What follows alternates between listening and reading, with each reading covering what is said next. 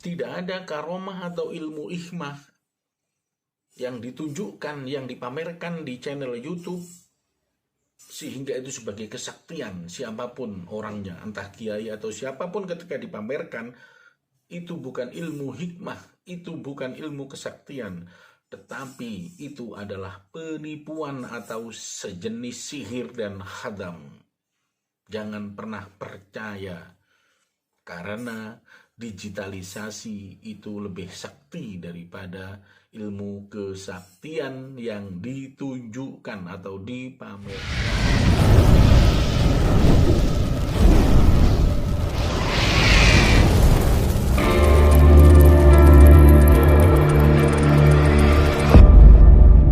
Kembali dengan saya M. Imron pribadi, tetap di channel Vlog Marifat Bisnis. Nah, sahabat-sahabat channel Vlog Marifat Bisnis, saya mengikuti kasusnya pesulap merah. Nah, pesulap merah Marcel sama Gus Samsudin, perguruan Padepokan Nur Sejati. Ini menarik sekali ya untuk dikupas. Marifat Bisnis selama ini memang berkiprah di di bisnis yang sebelumnya itu di bidang disebut boleh mistis, boleh klinik, boleh tentang kayu bertuah yang di dalamnya itu mengupas tentang ilmu hikmah, tentang apa itu barokah dan seterusnya. Nah, di sini menarik sekali bahwa pesulap merah memiliki visi misi yang bagus sebagai mengedukasi anak bangsa agar berpikir cerdas. Jadi ilmu sulap yang digagas oleh Mas Marcel atau pesulap merah Mas Marcel ini telah mengedukasi bahwa ilmu sulap, sebenarnya yang digagas ilmu sulap oleh Mas Marcel itu bukan sulap-sulap pasti, bukan pesulap-sulap bukan ilmu yang menjadi dikatakan palsu, bukan, tetapi ilmu yang sebenarnya itu dari hipno. Hipno itu adalah ilmu logika yang masuk akal, yang dinalarkan, dan kemudian ditambah trik-trik tingkat kejelian logika pemikiran, dan menggabungkan dengan rasa, dengan institusi, dengan intuisi atau kekuatan-kekuatan batin dan pola pikir, di mana pikiran alam sadar dan pikiran bawah sadar itu dikendalikan dan kemudian digabung dengan logika dan fakta. Ini ilmu sulap yang menggunakan hipno, artinya hipno sulap yang modern ya. Bahkan digabung dengan digitalisasi. Sebenarnya trik ini adalah trik hakikat ilmu hikmah, atau boleh saya sebut sebagai bagian daripada karomah yang telah dibuka oleh Allah dengan kekuatan digitalisasi begitu. Dengan kekuatan digitalisasi. Jadi ilmu sulap modern yang digabung dengan hipno yang kemudian dikombinasi dengan digitalisasi itu adalah bagian daripada ilmu hikmah atau karomah atau berkah atau kekuatan yang telah diwujudkan oleh Allah dengan kekuatan digital. Mengapa? Ilmu hikmah, karomah, dan semua itu kan sesuatu yang gaib ya. Sesuatu yang gaib, sesuatu atas kehendak Allah yang pertama. Yang kedua, atas kehendak setan atau jin. Yang di sini menggunakan khadam. Sadar atau tidak disadari bahwa digital itu adalah bagian daripada ilmu gaib. Digital itu adalah bagian daripada ilmu gaib. Karena digital itu tidak kelihatan. Dengan adanya Bluetooth 1 sampai Bluetooth 3, Bluetooth 1, Bluetooth 2, Bluetooth 3, kekuatan ini adalah kekuatan kegaiban yang dimiliki oleh alam gaib, yaitu malaikat tentu, yang coba dinalarkan dengan logika, maka jadilah digital. Digital adalah bagian daripada ilmu gaib. Karena digital itu adalah kombinasi antara cahaya dan benda.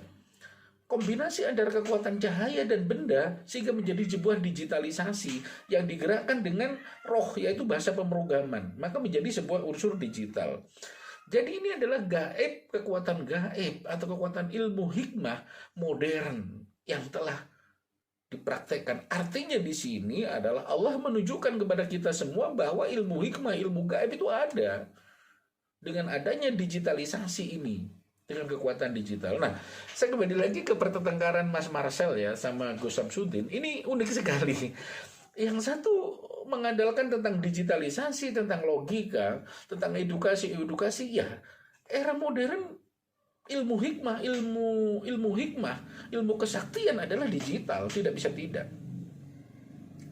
Dan kemudian seseorang yang beraliran ilmu klasik ya, ilmu hikmah klasik atau ilmu hikmah kuno yang coba dimodernisasi ada dua. Yang pertama mengarah ke apa ya? Mengarah ke penipuan. Jadi seakan-akan sakti dengan menggunakan teknik-teknik yang sebenarnya itu dari orang-orang digitalisasi. Dengan ilmu-ilmu pesulap dan hipno yang dikemas ke dalam takaran modern. Dan kemudian diambillah si Gus atau si Ustadz atau yang mengatasnamakan Gus atau mengatasnamakan Ustadz mengaku Ustadz biar keren. Karena kalau tidak menyandang Gus atau Ustadz atau Kiai nggak keren, tidak keren. Nah begitu. Artinya bersembunyi di balik kamuflase apa yang diyakini oleh masyarakat bahwa Gus, Kiai atau Ustadz yang memiliki ilmu hikmah itu sakral di kalangan masyarakat. Di kalangan masyarakat yang notabene tidak memiliki kemampuan digitalisasi, yang tidak memiliki kemampuan logika yang kuat, sehingga mereka yang sami'na wa ata'na kepada seorang mursyid, seorang kiai itu mudah dikelabui. Maka perlu adanya edukasi-edukasi, mana yang logika, mana yang betul. Di sini saya menjelaskan bahwa ilmu hikmah ketika ditunjukkan atau ilmu kesaktian atau barokah karomah ketika ditunjukkan, divideokan itu sudah pasti penipuan. Mengapa saya katakan ilmu penipuan? Karena tidak ada kesaktian atau ilmu hikmah yang ditunjukkan dengan keinginan diri manusia itu sendiri. Kecuali jika itu terjadi maka sihir. Itu sihir atau sejenis khodam. Di era modern tidak banyak orang yang memiliki khodam dan sihir yang bisa ditunjukkan secara langsung. Tidak banyak, kecuali penipuan. Dari angka 100, jika diwujudkan, maka hanya 10% yang asli memiliki kekuatan sihir dan 90% pura-pura memiliki ilmu kesaktian atau palsu. Di sini kadang-kadang mereka berkamuflase dengan menggunakan nama Gus, Ustadz, Kiai, perdukunan, orang sakti, supranatural, dan sebagainya lainnya. Sebenarnya itu adalah kebohongan.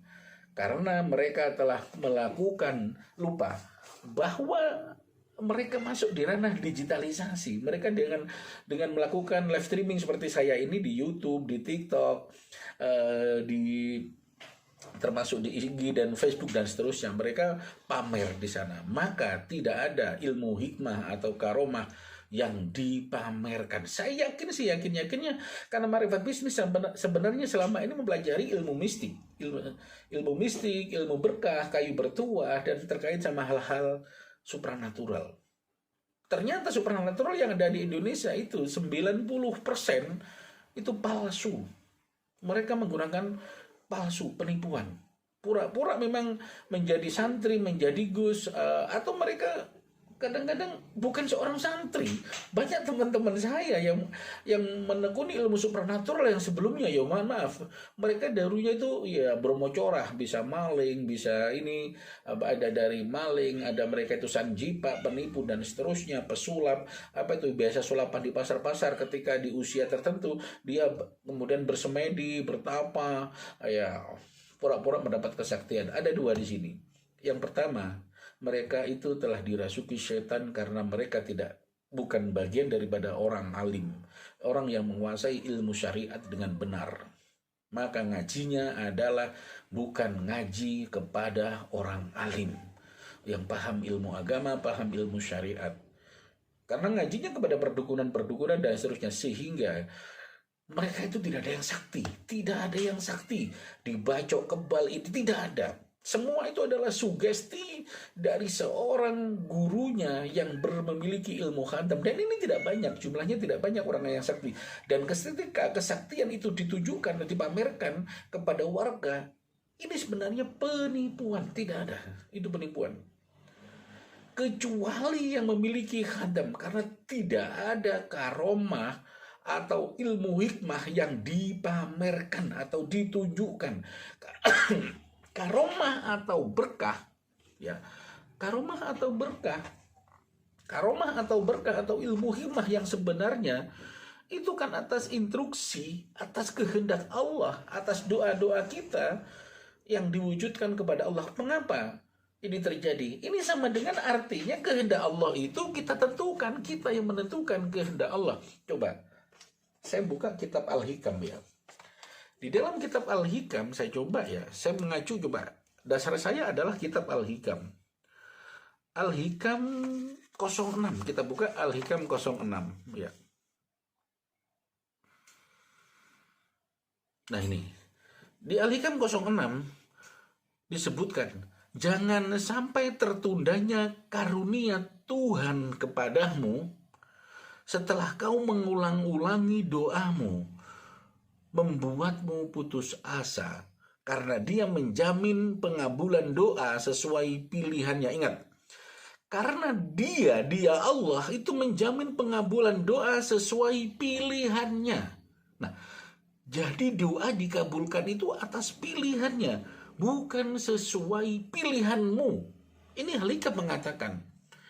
Dan ini kitab yang luar biasa. Intisari daripada Ihya Ulumuddin dan Al-Quran. Kesimpulan-kesimpulan di dalam Al-Quran. Kemudian, dan pada waktu yang diinginkannya. Ingat, kesaktian atau karomah itu, atau dikabulnya doa-doa, atau ilmu hikmah itu terjadi pada waktu yang dia inginkannya. Pada waktu yang Allah menginginkan. Bukan pada waktu yang kau inginkan. Jelas sekali. Ilmu hikmah kesaktian walaupun dengan bacaan dan tertentu itu adalah kumpulan-kumpulan doa.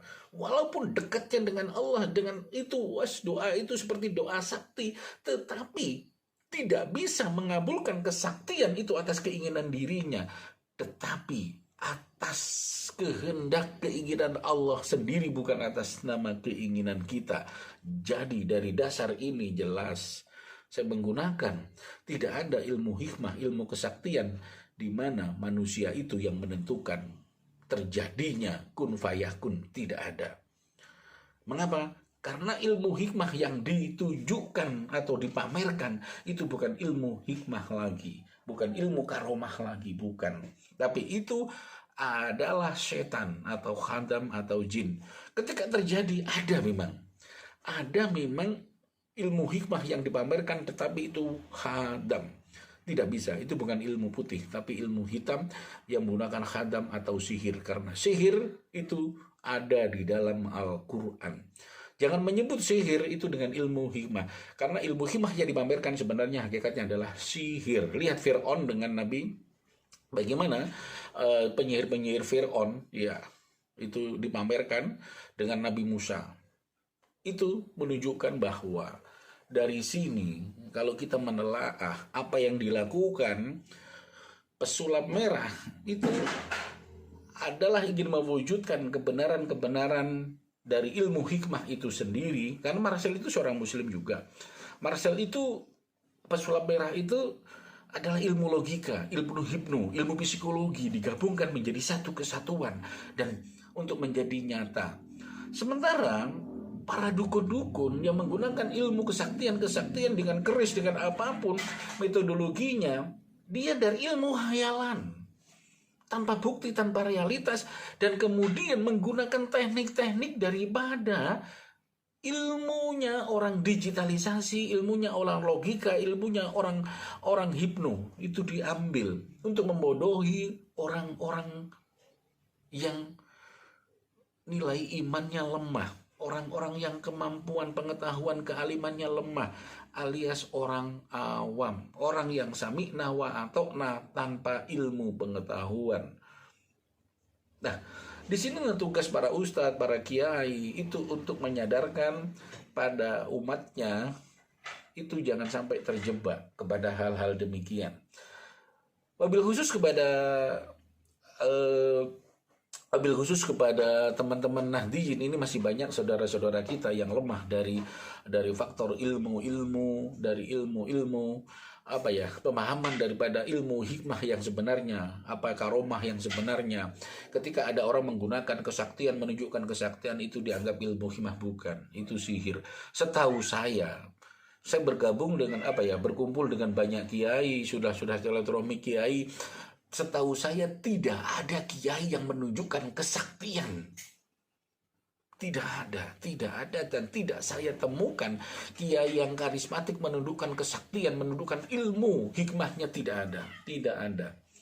Bahkan seorang ahli ilmu hikmah yang hakikatnya yang saya temui di apa ya, di pagar nusa, di perguruan-perguruan, tidak ada yang menunjukkan ilmu kesaktiannya itu kepada saya atau kepada santrinya ketika dia itu menunjukkan, kecuali mengajar ya, kecuali saat mengajar dipamerkan. Tidak ada seorang guru, seorang mursyid menunjukkan kesaktiannya, kecuali memang karomah atau keberkahannya pada saat-saat tertentu terjadi.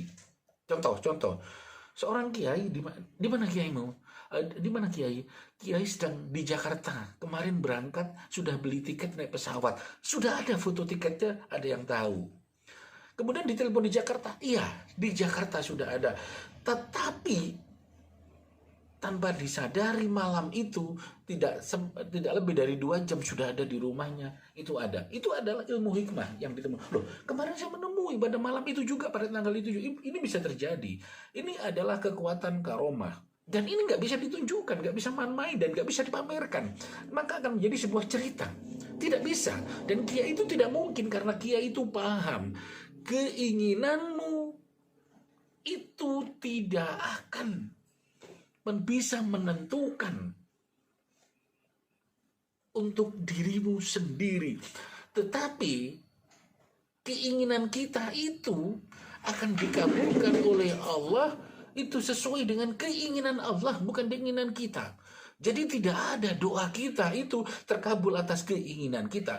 Kita hanya boleh yakin doa kita terkabul, tetapi yang mengabulkan adalah Allah. Ketika doa kita seorang kiai yang dikabulkan hari itu, tetapi tidak untuk dipamerkan, tidak untuk dipamerkan, di-YouTube-kan, diviralkan, tidak ada. Jadi di sini Gus Samsudin, kalau saya lihat dari YouTube-nya, yaitu penipuan lah. Karena sudah dipamerkan ilmu hikmah yang ada. Mungkin Gus Samsudin ini juga memiliki karomah juga, kemungkinan bisa terjadi. Tapi sewaktu-waktu tertentu, tetapi karena ingin dia viral di YouTube, karena sudah terbelenggu oleh nafsunya, maka mencoba digabungkan dengan sesuatu yang menggunakan akal-akalan atau penipuan, itu bisa terjadi. Maka Marcel di sini pesulap merah membongkar kedoknya, wajar sekali, karena Mas Marcel ini menguasai ilmu logika, ilmu hipno, ilmu teknik-teknik psikologi yang kombinasi dengan himo, dengan pikiran bawah sadar, pikiran alam sadar, dikombinasi dengan digitalisasi. Saya yakin Mas Marcel ilmunya seperti itu. Memang kalau niatnya memang mulia, bagus, saya sepakat untuk mengedukasi masyarakat bahwa jangan percaya kepada teknik-teknik perdukunan. Teknik-teknik perdukunan yang menunjukkan kesaktiannya. Bisa ilmu setrum, ilmu api, ilmu mengeluarkan kekuatan dan seterusnya, mengangkat zat dan seterusnya. Dan itu semua itu adalah palsu. Atau itu jadi sihir. Ketika real, nyata, itu berarti sihir, bukan ilmu Allah.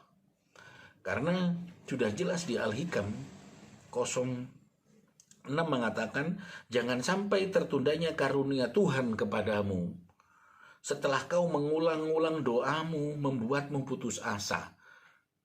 Nah, karena dia menjamin pengabulan doa sesuai pilihannya, bukan sesuai pilihanmu, dan pada waktu yang dia inginkannya, bukan pada waktu yang kau inginkan. Jadi jelas sekali di sini ilmu hikmah, ilmu berkah, ilmu karomah itu atas.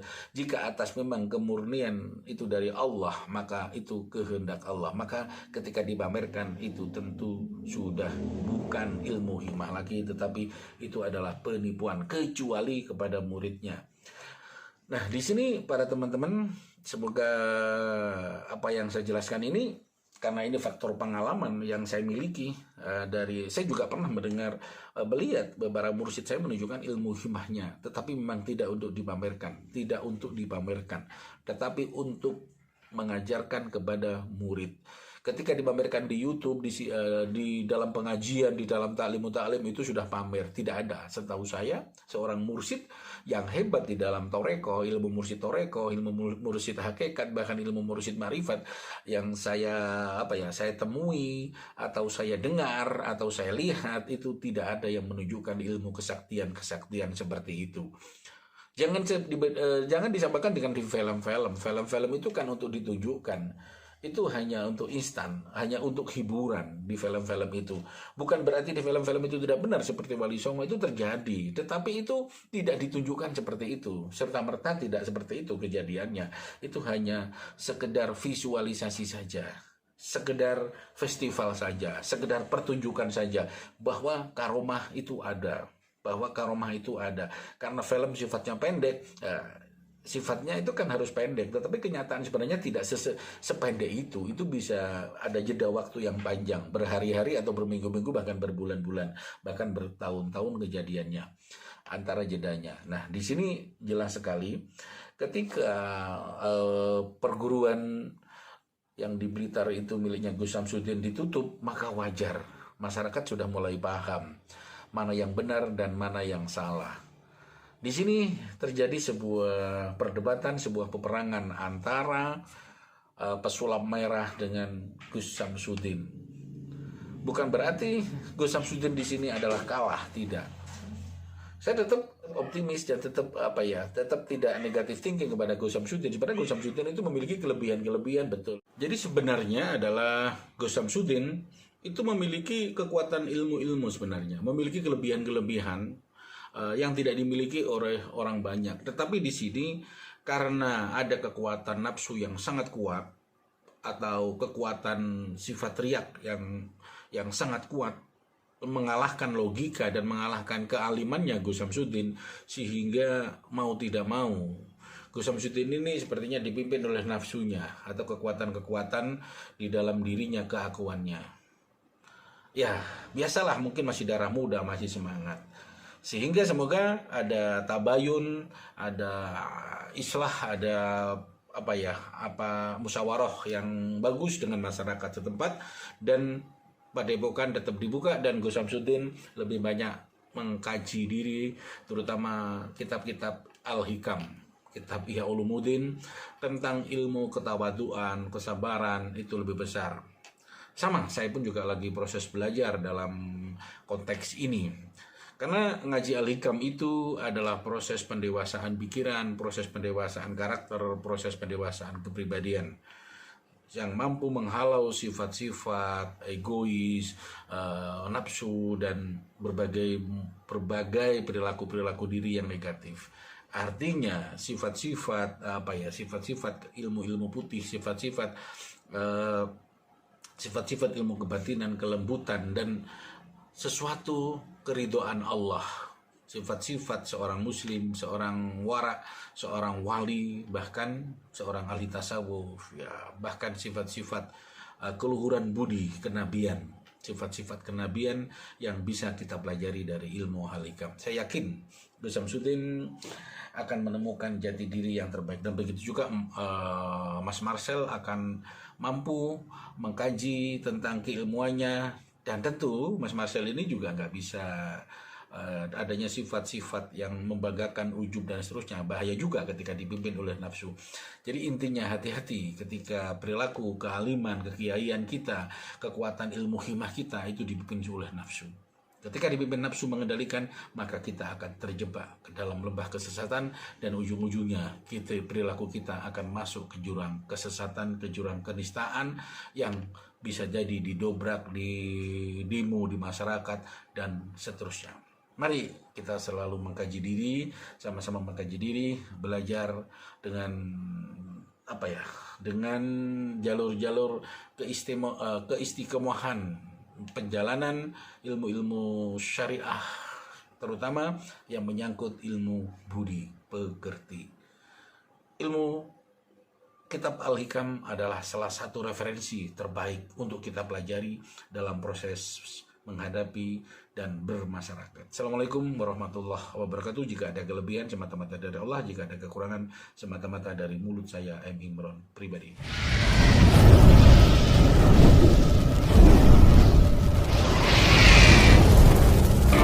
Kopi Bikla hadir dengan varian kopi jantan original dan kopi rempah Nusantara. Terbuat dari biji kopi robusta lanang pilihan sehingga berkhasiat meningkatkan vitalitas. Dicampur dengan rempah-rempah Nusantara, efektif membantu menjaga stamina dan daya tahan tubuh Anda. Kopi Bikla diolah secara higienis sehingga menciptakan aroma dan rasa yang istimewa. Kopi Bikla, kopi pesantren untuk negeri, dari kampung untuk dunia.